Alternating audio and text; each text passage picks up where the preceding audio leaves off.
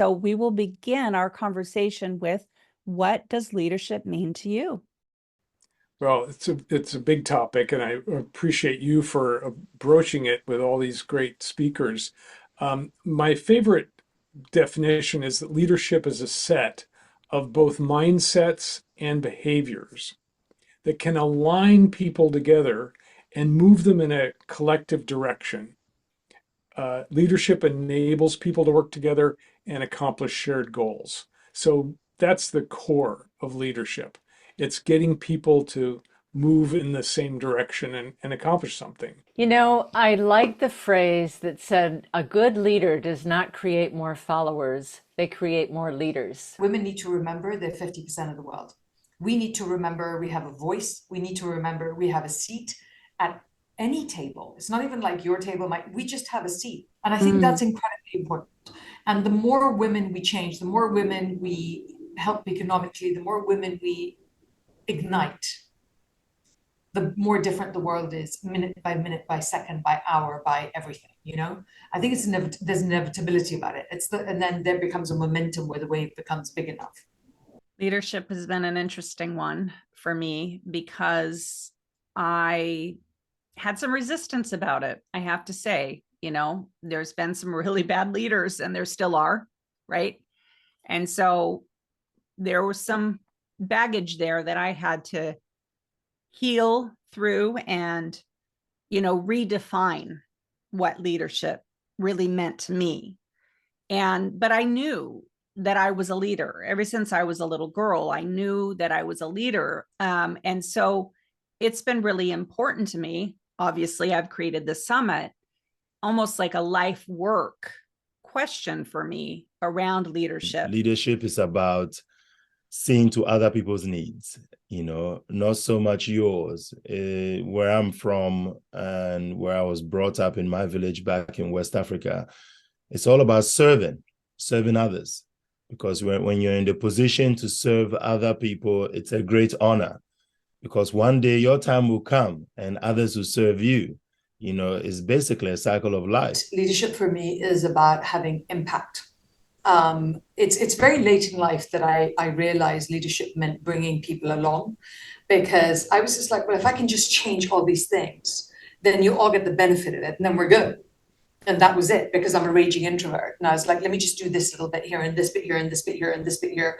And then it's only now, honestly, that I've understood that there are different elements to it. Yes, you can have the impact, but you need to be able to allow people to follow. As we step on stage, we claim that ownership of our voice, and by default, we become leaders because others listen and they get transformed in one way or another. Story is the power of the leader.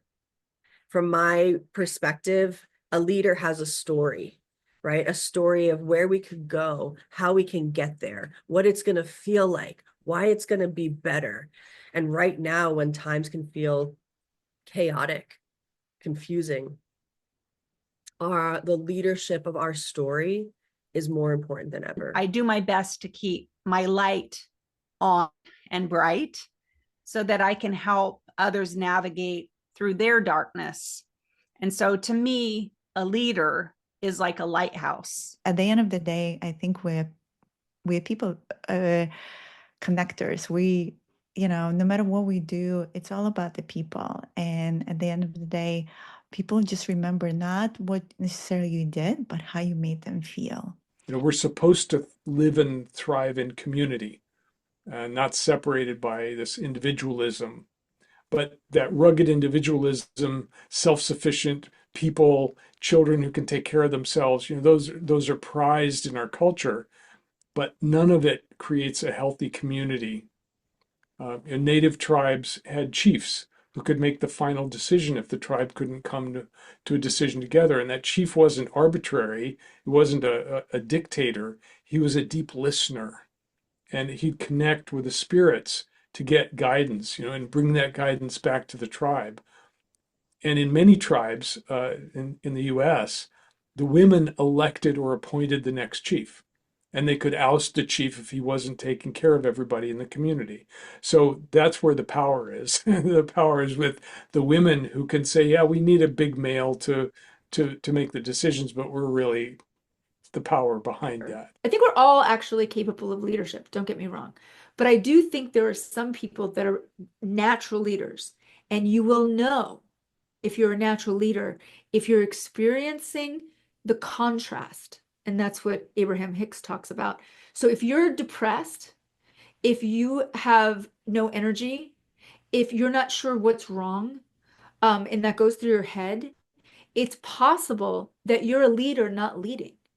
And you're following, and you, that doesn't mean you don't follow other things, right? Like I'm right up, I have recruiters looking for contract work for me, and of course I'm going to be, they're going to be my leaders, whoever owns the company, and then I'll maybe lead a team. But leaders have leaders.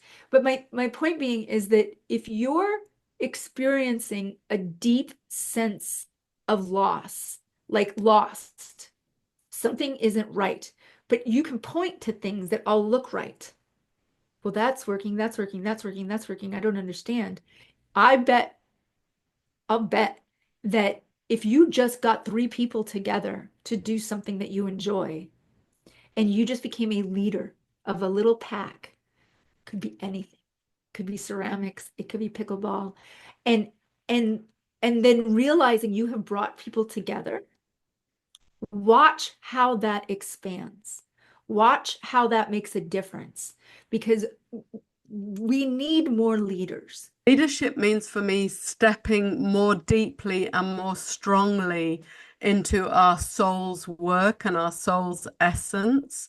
And also leadership obviously means influencing other people or having an impact on other people's lives. And it's when you tune into your mission and tune into your passion and realize what you're here to serve for, then you become a leader and you start to way shower others that need help and need support and want to learn and vision. So becoming a leader is becoming empowered in yourself, understanding your superpowers, understanding what you're here to do, understanding what turns you on and that you want to share and that you want to guide, and really realizing that all of us have a role on that in some level. And it's finding what that is and then stepping out and coming into your power so you can support, because especially in this time on the planet, it's really all hands on deck. The next question is, what does new paradigm leadership mean to you? Right. So I think a new paradigm of leadership is exemplified by a leader not trying to divide the roles between leader and the worker bees, so to speak. I think we're so used to seeing a disparity between those roles, and that division was really used for power. And I think the new paradigm of leadership is about recognizing strengths of all of the individuals around us, whether it's in our home or our workplace or just society in general, and also recognizing our own weaknesses so that together we can lead as a uniformed and unified group rather than having different levels of leadership and groups of people, whatever that societal standard is. So what does old paradigm leadership mean to you? Old paradigm leadership, I feel, is kind of black and white, honestly, really. And I think it kept a lot of people down and in their cages, in their places, without a lot of hope sometimes or alternatives. I think we've, if we allow ourselves, we're so much more than that. I think a lot of people probably are stuck in the old paradigm. Really, a lot of people are, but you definitely don't have to be, through education and through finding the source within. I love this. I love this conversation so much. It's Oh, so good. much fun. Yeah. And so my next question for you is, what does power mean to you?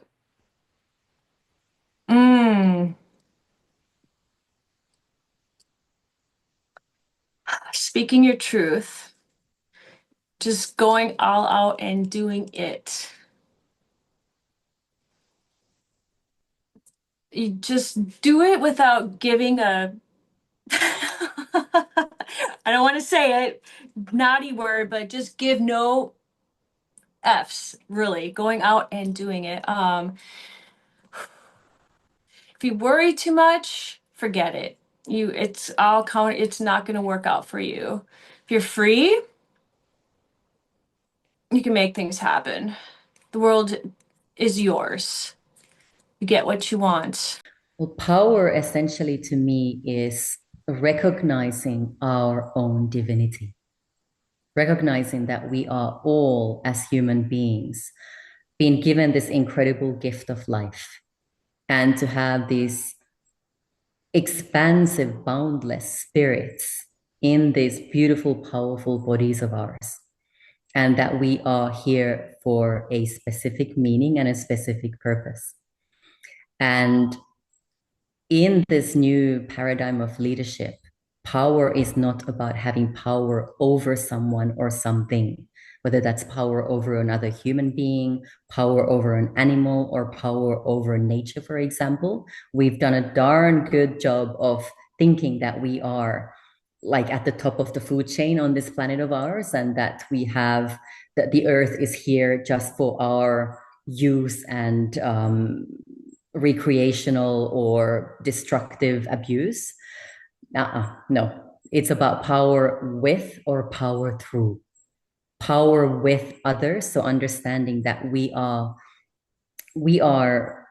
all energy, we are all connected, and we are more and more moving towards unity consciousness, the recognition that ultimately, because we are all energy, because we are all existing on this beautiful planet of ours, we are all one. We are all sacred. And we have an incredible connection with each other because of this field of consciousness, this matrix that we are living within as well.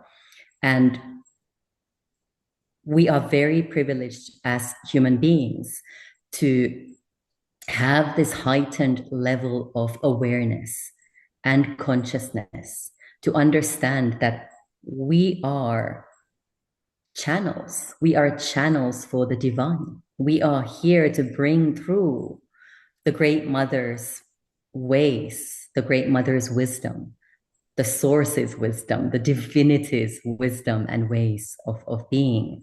And it is an incredible privilege, and it is also a huge responsibility. And when we realize how powerful we truly are, our bodies have incredible capacities to heal ourselves. We have this incredible mind that it can expand beyond our bodies, beyond this planet, beyond universes, multiverses, universes, however you want to call that. And our power is infinite. And we're only just starting to remember that, to relearn that we truly do manifest our lives. We truly do manifest our own individual realities, but also the collective reality. Yeah. And the work starts within ourselves, within every single individual. And when we truly take ownership of the fact that, wow, I truly create my world, I truly create my life through my words, through my actions, we start to realize that this new earth, this new paradigm that we're talking about, it's not just a concept. It is a reality that is just around the corner. And when we accept that power and we treat that power with respect and humility and integrity, we are going to create that new earth. In many ways, it's already here, but we're It's going to already make it happening. more. That's right. It's already happening. Yeah, I had a powerful experience recently when the fires were going on in LA, because I grew up in California and a lot of my friends are in LA, and it hit me really hard. And so I started praying and doing rain dances every day. And I created a circle, a rain dance for California online event and circle, and got everyone to start doing a rain dance and prayers that whole week. And the morning of our rain dance circle, it rained, and it not only rained in California, and they hadn't had a drop of rain for months. But it also rained in New Zealand, and it was really powerful. And I just sat there on the porch and I cried because of the remembrance of our power, our collective power, when we all come together, how we can really create and manifest. Not just our desires and what we want. I mean, I've been doing that for 30 years. I've got pretty much everything I want, which is amazing. I feel so blessed, but I've manifested it. I've consciously created my dream home, my partner, my everything, right? And it's been powerful to witness that in my own reality. But then when you bring people together and then you can consciously create, rain. Then we had mudslides, which was another problem, but it put the fires out. That's the main thing. And it spoke volumes to me about our capacity when we can all unite and get out of that competitive energy and come together, and wow, amazing things happen. I have no desire to be perfect. I am 100% desirous of being powerful. 100%, because to me, being perfect is irrelevant. I don't understand whose idea of perfection or whatever. That means rubbish. It's just stupid. I don't get that. But power, I get that. And we often, as women, we've had this conversation where we are afraid of power because it's a very masculine, oppressive approach. Why not create a female, feminine version of power? A version that is happy and we love ourselves for it and we admire ourselves for it and respect ourselves for it. My power is one of the most important things in the world to me. And I'm very careful to husband my resources to make sure that I stay at a high level of power. And that means being physically fit. It means being emotionally stable. It means looking after myself, eating well, thinking well, taking space to hang out, and space to be deeply stupid, which I really enjoy. Frivolity is really important as part of that. There are qualities to the feminine that we have lost that are sorely needed in today's world. Beauty, for one. We have these, you go downtown in a city, there isn't much beauty there. It's efficient, it's cement, it's hard, it's, high-rise buildings, but it hasn't been built for beauty. It hasn't been built for ease. It hasn't been built for pleasure. That what if people were really enjoying themselves? And I don't mean just, getting drunk on a binge or something, that kind of pleasure, but like if life was pleasant, you walked outside and you enjoyed what you could see, you enjoyed what you were doing, you felt good in your body, you wore clothes that were comfortable and that you felt beautiful in. Bringing beauty, bringing pleasure, bringing compassion, bringing more of the yin, which is really needed. I say we're really suffering from yang-anxiety. Yang-anxiety, I love that. And we need to go yin side a little bit. We need to go. You're so good with words. I love that. You're always weaving words into meaning, and I love it so much. You're a wordsmith, a word alchemist. You should write books, Anodea. Oh, gee, what an idea. Maybe I will. The thoughts I have when I think about somebody that's powerful, it's that person that is really like rooted and centered and true to themselves and lives in alignment with their values, lives in alignment with the truth of who they are. And not from an ego standpoint, but this continually sort of checking in with who they are in the moment and staying in alignment with that. I think there's a type of quiet, maybe I'd call it quiet power in that, where it's felt when you're in their presence. I'm hearing a lot about quiet power recently. I don't know if it's because it's just in my consciousness now, but I've been hearing more and more about it. So, and what really stood out for me is that embodied essence. Yeah. Embodied essence is power.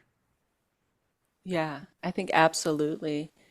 And if you have a meditation practice, right? So if you have if anyone out there has a meditation practice and you sit alone, it's one thing.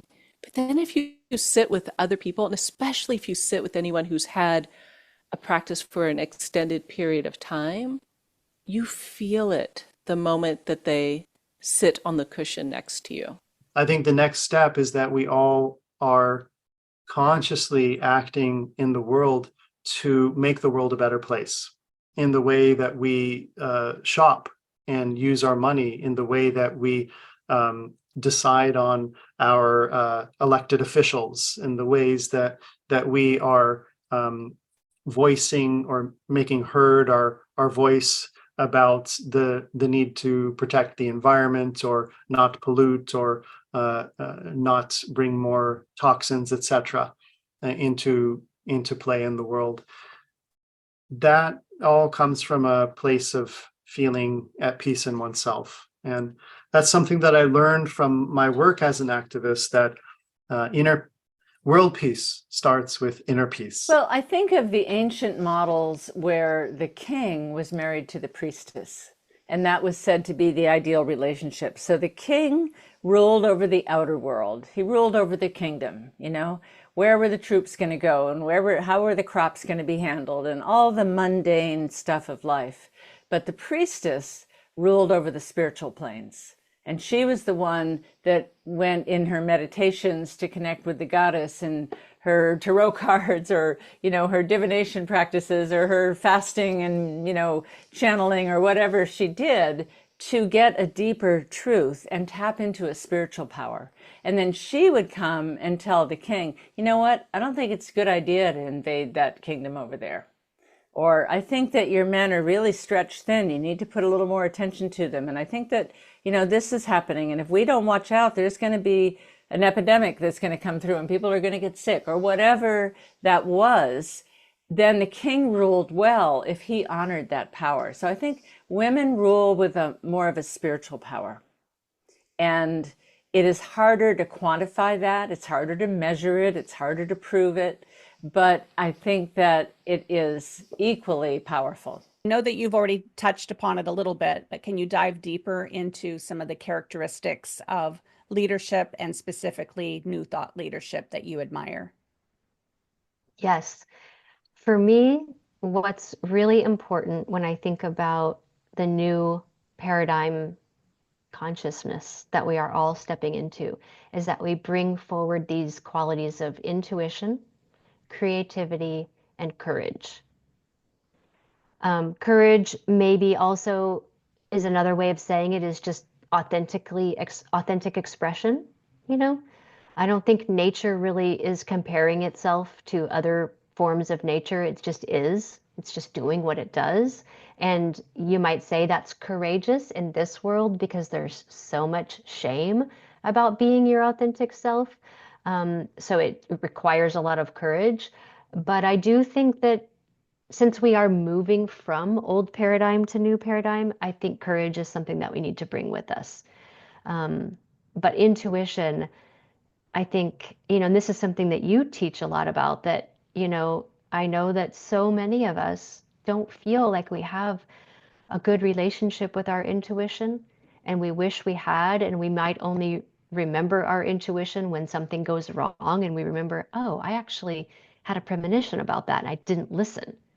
That's when we usually think about our intuition. It's a little bit too late. So if we can develop the skill of intuition, I think we could just make better decisions faster. We could innovate solutions.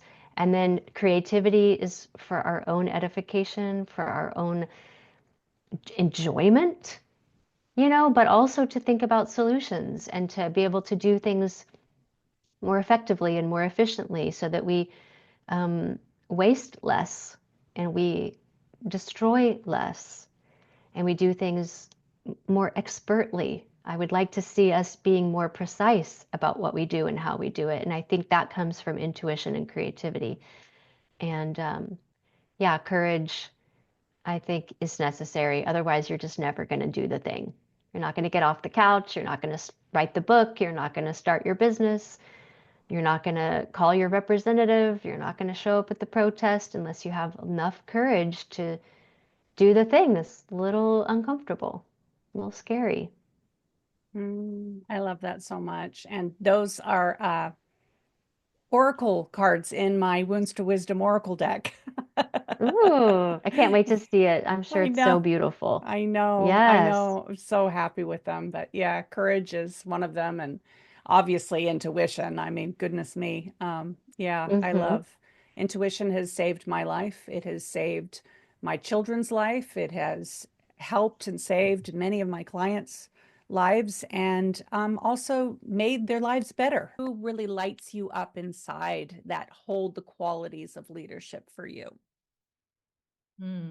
That is such a good question. And there are many leaders, often when they are connected with love, often when they are connected with a mission created themselves, like that is a mission that is uplifting the world, that is just bringing me that inspiration, bringing me some form of it's kind of like a light bulb moment when I see those people. And as I was thinking, like, okay, coming here to talk about leadership, I was thinking like, who do I see as the leaders? And one character, and this is like historical character, came to my mind because I was like, wow, that time being a female and being in a leadership role, that was something extraordinary. And that person is Joan d'Arc. So she was a French. Oh my goodness, I knew you were going to say that. I love her too. Yes. But like, think about that time. This peasant girl who didn't even know how to ride became a military leader, leading soldiers. Like, I was like, how in the earth did she do that?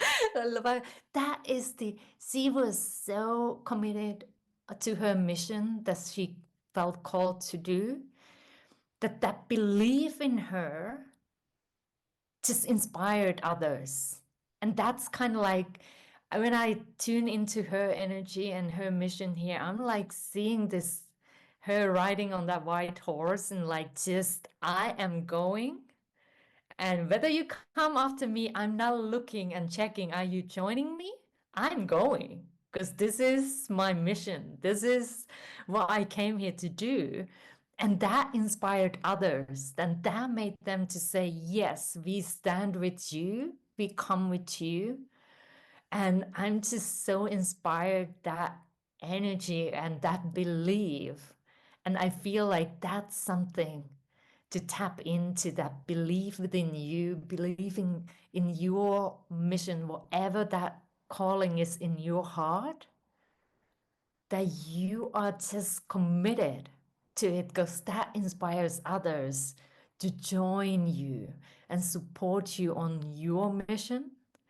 Because it is really so inspiring. So many years after that, like now I still, this day, can be inspired Joan d'Arc and her mission here and her courage and strength and how she was able to channel the wisdom that came through her without even having any background in this military field, but she channeled the wisdom, and I just find it so inspiring.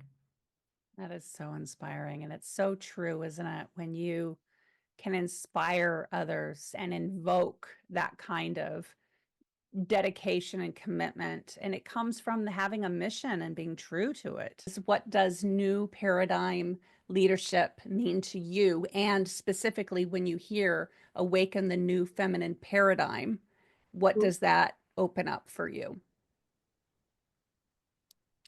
That opens up the path. And, it's what I'm talking about as well. We're all kind of having this shared dream together, this shared vision. It makes me think of John Lennon, right? Like, a dream you dream alone is just a dream, but a dream we dream together is reality. I love that. Yes. Boom.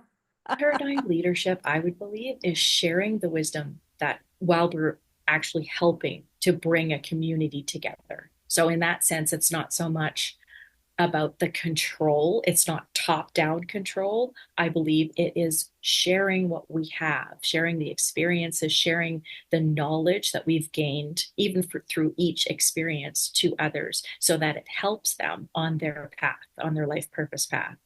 There's no room for control. Control is basically all over ego. It's ego controlled, and there's no room for that part anymore. You know, I think that the ego has something for us. It protects us in a certain way, but it really likes things the way that it likes things.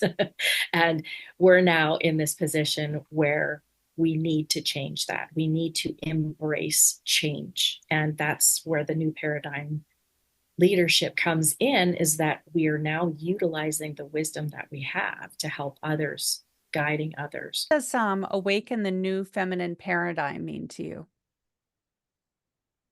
Just being a part of the process of evolution. Like it's just something that's happening, and you can choose to resist it or just go with it. And that's why I find that so beautiful, because feminine is all about just going with it. It's like this stream that's coming in, and you can choose to like run up that stream or try to get out of the water or be a boulder, you know, but like at the end of the day, the stream is happening, the shift is happening, and you can choose to go with it and receive the many blessings and lessons that come with that, or cause yourself, you know, your own grief and your own suffering by trying to run against it and trying to hang on to what was. Change is the only constant. It's something that is, I mean, not the only, but that was a quote by Wayne Dyer, but I'm learning to find out that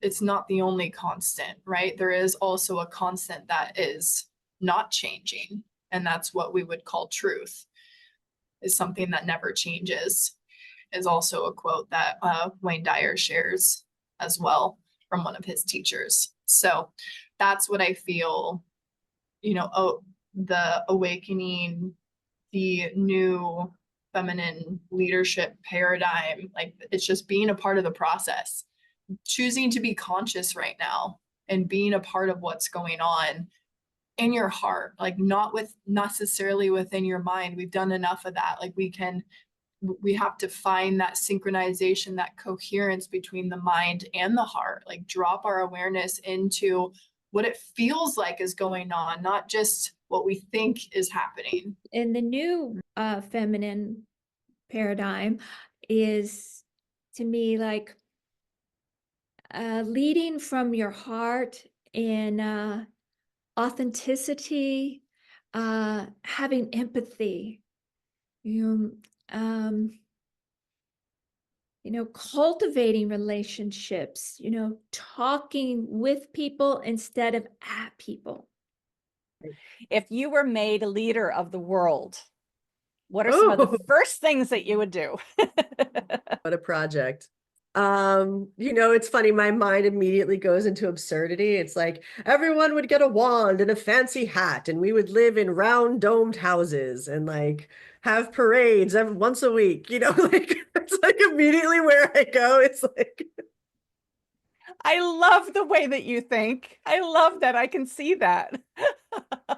And I wrote and illustrated a children's book called Own Baby Child of the Universe when like years and years ago, when I first had my baby, 17 years ago. And there was an own baby world in the little dome houses and everything that you're talking about. So I'm right there with you. That's where we would live. Yes. That's where we would live, enough of these right angles. They're no good for our psychology or feng shui. Yeah, as leader of the world, I mean, there's so much nuance and so much suffering on our planet, my God. I pray for our world leaders. I really, truly do, because there are issues on this planet that are so deeply gnarled and tangled and distorted and hate, so yeah, just truly envisioning a world where all our needs are cared for. We have everything we need. We don't have to operate from a place of starvation, literal starvation, and where the medicine people of our villages are awakened and supported and revered, and we move through a collective process of grieving, of really grieving. I think there's a lot of grief on our planet that needs to be felt and witnessed, and transmuted, and that we could go through a collective process, a collective ho'oponopono, right, with each other, with ourselves, and to truly acknowledge the immaculate opportunity we have to live on this beautiful planet for this short little lifetime, and to live in a value system that puts our joy and our creativity and our love above all else, and that centers families, mothers, fathers, and children, and provides support for raising children, because that's what the future is. If one day I woke up and I was given the opportunity to lead the free world, I would rather lead from within. I'll lead among them. I'll be with everyone. I'll be inside. I'll be with them.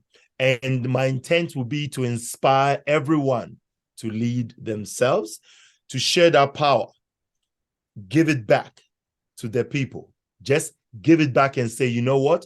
You can do this. Why don't you lead yourself? Why don't you lead your family?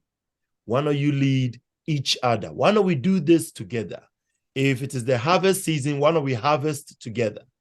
If it is the planting season, why don't we plant together? I would prefer not to tell people this is the season to plant, because one of the things I love growing up in my village, when we wake up in the morning, everyone knows their chores. My grandfather, being a tribe leader, didn't have to ask anyone to do anything. And that is my idea of leadership. Everyone adored him. Everyone admired him. Everyone looked to him for advice. But you know what? He never had to give it, because he had already given up that power to everyone. So when we wake up in the morning, the men knew to go hunting. At 5 a.m., went hunting. The farmers went to the farm. The children played, because that's what children did. Some of the women who do the weaving, we all had our chores. We all knew what to do. And it is because my grandfather had given us all the power to do so. And so we did not wait for instruction. We just did it, because everyone felt comfortable. Everyone felt they had the power. They had the independence to simply do what needed to be done for the purpose of our community. So, yeah, if I was the leader of the free world, I would give that power away. And it's not because I don't want to have the burden. I'll be honored to serve the free world, and I'll serve them by sharing it with everyone. Say, take it. Let's do this together. Let's make the world a better place. All the artists, do all the arts you could possibly do to make the world beautiful. All the farmers, bring all the crops and share it with everyone. All the hunters, bring all the meat and let's celebrate. Just do what you naturally do and do it to the best of your capabilities. For me, leadership really started with me going in and leading myself out of my own sadness, my own grief, my own wounds.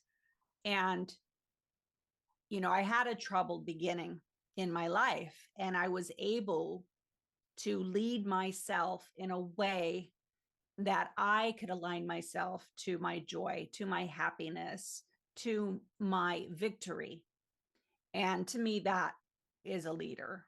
It's actually a lot easier than you think, because I've unlocked my door. I'm sure of me. A leader is someone that has the light turned on inside of them. And, you know, sometimes it's brighter and sometimes it's dimmer, but they are dedicated and committed. And because I'm sure of me, I have the potential to unlock multiple doors. And I love lighthouses, and I see myself as a lighthouse, a beacon of hope, a beacon of truth. And I do my best to keep my light on and bright so that I can help others navigate through their darkness. And so to me, a leader is like a lighthouse. I'm honored to be in the position I am to unlock so many doors of young people who one day, I hope, would move forward and unlock many other doors, because I think the world needs that. It needs everyone to be leaders within their own right, because the more leaders we have, the better the world will become. Because imagine if you can unlock so many billions of doors, the world will become a better place. Oh, I love that. I love that so much, Moses. It's just like all these doors opening. That's opening, yeah. It's like butterflies just flying, and just, you know, doors open. You know, that's how I see leadership. That's how I see the doors, potential, opening potentials, and all these butterflies just moving, and one butterfly triggering another butterfly to fly, and the next one, and it flies, and then the next one flies, on and on and on. So yeah, that's how I see it. So yeah.